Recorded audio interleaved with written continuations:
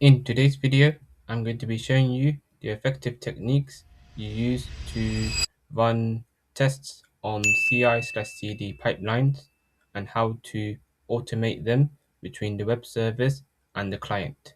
So enough talk, let's get right into this video. Before we start, if you're new, please hit a like, subscribe, turn on your notification bell so you don't miss a video when I upload, and let's continue this video. A brief summary of what is CI/CD pipelines. So, it's a continuous development that is used to automate, test, run, and install all the dependencies in a circular development system. So, a developer or a engineer would install all the dependencies. For example, let's say 10,000 dependencies and wanted to include them in the real live production code. So CI/CD pipelines come into play. It's an a effective tool that can be used to write different commands when going to the servers and entering them into the service effectively so that it reduces the cost and increases time and and also better scalability in your application without worrying all of the security or any information required. Also, the recommended softwares I use or anyone or developers that mainly use are GitLabs and GitHub Actions. Those are the two popular ones. There are other software productions that can be used for CI/CD pipelines, but I'll leave them in the link below in the description to check them out. So let's test to see what the CI/CD pipelines are. Okay, so I'm on my Visual Studio Code and I'm going to show you the simple processes on how CI/CD works. So basically, all I go to source control and check to see if there's any modifications or any changes that needs to be committed first, because of course that's the most important thing. So once I do that, go to source control, click on messages, and just enter any message that you wanted to include. So let's say improving visibility on mobile app. Before we do that, we need to stage the changes as well, because that's another command that we wanted to use. Then afterwards, then click on commit. Then once that's committed, you click on sync changes. So we're going to wait till it loads. So effectively,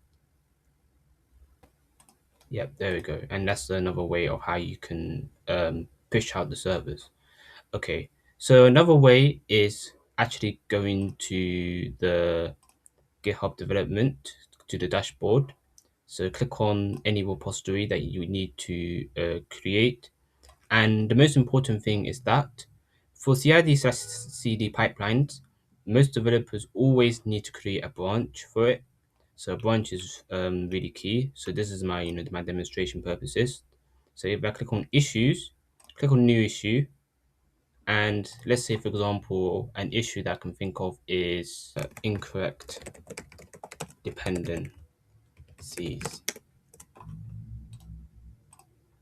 So this is for demonstration purposes that I've got. So this is my title. And then now I can click on create. And now for the development part, you want to click on create a branch. So any branch that you want to create is this part, and you want to go to either repository direction or what's next. So this is fine.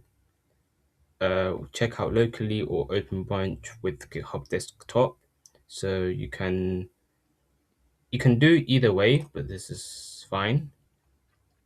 And now the branch has been now created successfully. So go back to Visual Studio Code because there is a command that I have to run for it.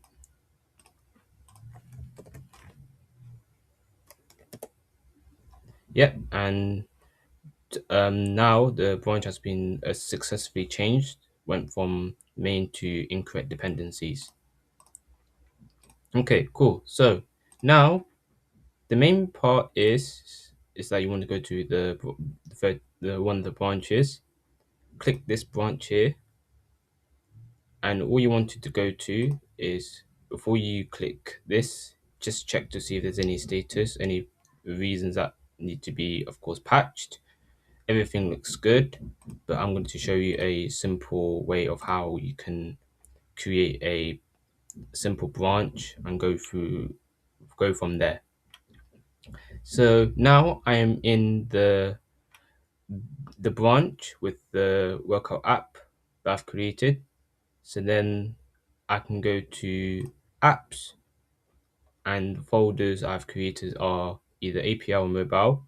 So let's say, for example, I wanted to improve on the API, and click on readme.md, and then just edit through the file that you wanted to, or edit through the contents that needed.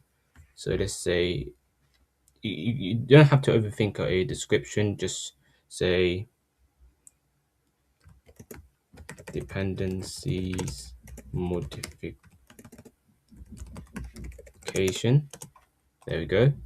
And then once you have entered your description, you click on commit changes.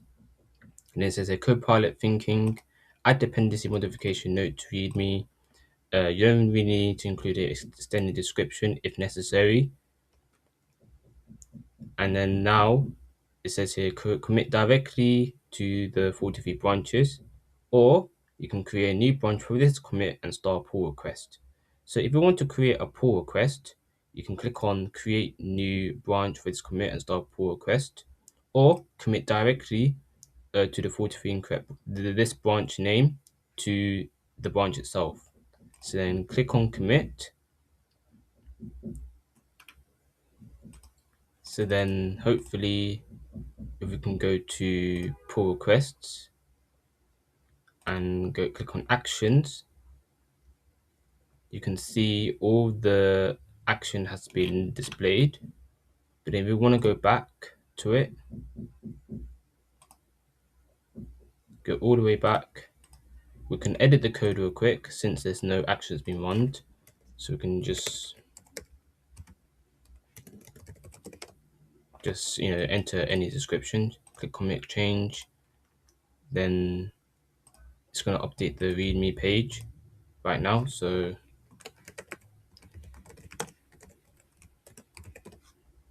then it says create a new branch. Let's try this.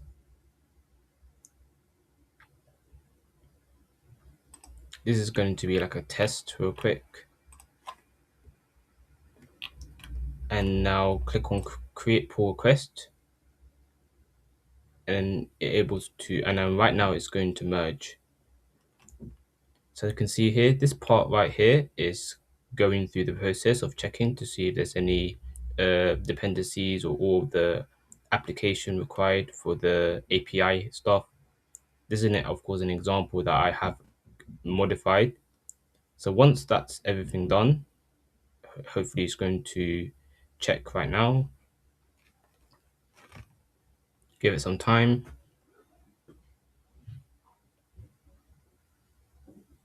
There we go. So then now all the checks has now been passed.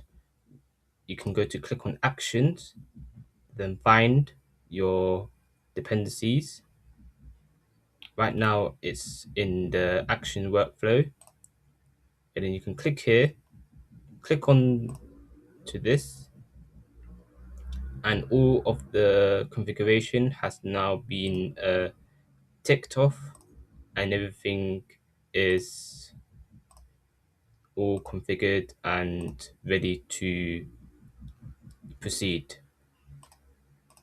So if I go back and show all the histories that I have, so most of these are the incorrect errors that I have when installing or just creating the branches when pushing through the GitHub Actions.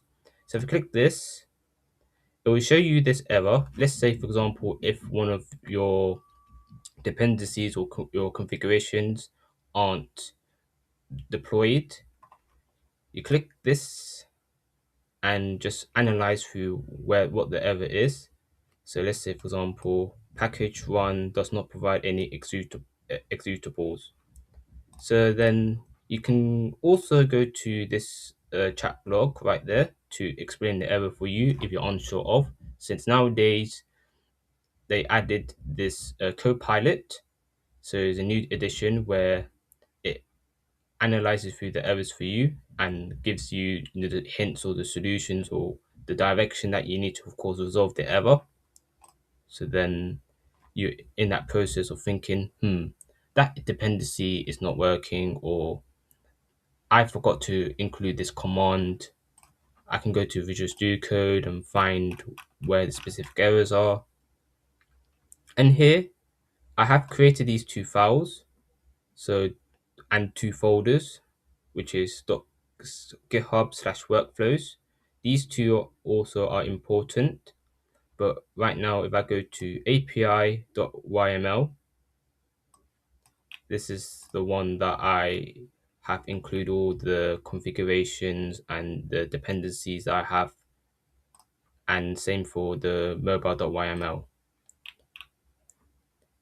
So let's say 929, there's a issue of the command.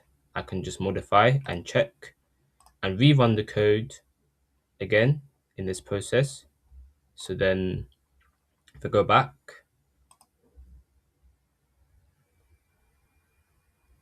just rerun the code and ensure that all of the dependencies are now configured and doesn't include any weird bugs or errors, then you should be sorted. There's this tick icon saying all the configurations has gone through and it's now ready to set. I'm going to wrap up this video today. This is me demonstrating the basics and the examples in CI/CD pipelines and how to deploy and make pull requests. If I missed any of the context I am looking for, please leave a comment down below. And if you're new, please subscribe, turn on notification bell so you don't miss a video. I'll catch you in a bit. Take care. This is your boy. I'm out.